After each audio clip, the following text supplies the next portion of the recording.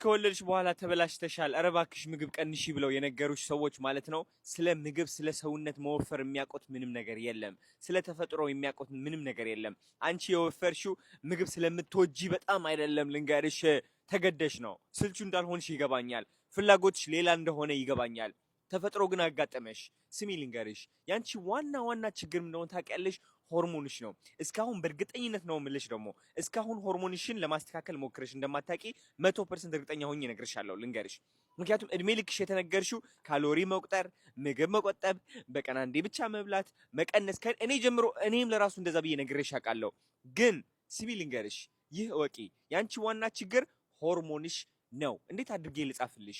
ከወለድሽ በኋላ ማለት ነው። ኢቭን አሁን ከወለድሽ እኮ 5 ዓመት ሆኖሽ ሊሆን ይችላል። ግን ስቲል አሁን እየተፈጋሽ ነው። በቃ ምግብሽን ለመቀነስ ትሞክሪያለሽ። ዳቦ በሻሂ ሰላጣ ለመብላት ያላረግሽው ነገር እኮ የለም። የእንቁላል ዳይት ጀምረሻል። የበቀን አንዴ የሚባል ዳይት ጀምረሻል። ኢንተርሚቴንት ፋስቲንግ ጀምረሻል። ስቲል ግን አሁንም ቦርጭሻለች። ስቲል አሁን ደስተኛ አይደለሽም። ይህ የሆነበት ምክንያት በምሳሌ አድርጌ ላስረዳሽ። ትዕግስት አድርገሽ ስሚኝ፣ ለአንዴና ለመጨረሻ እንዲገባሽ ማለት ነው።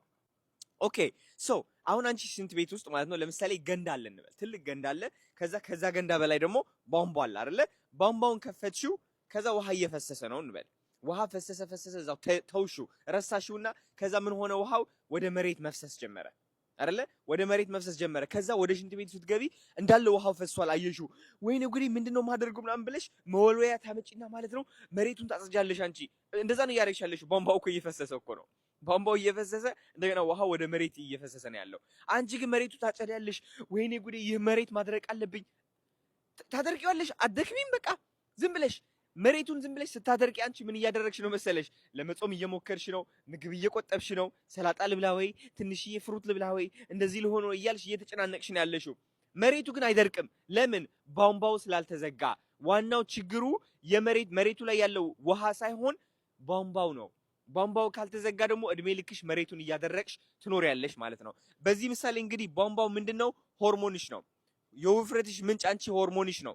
መሬቱ ላይ ፈሶ ያለው ውሃ ስብ ምንጩ ቧንቧው ነው፣ ሆርሞኑ ነው። ስለዚህ ሆርሞኗን ዘገት ባላንስ ማድረግ አለብሽ። ሆርሞንሽን ባላንስ ስታደርጊው ቧንቧዋን እየዘጋሻት ነው ማለት ነው።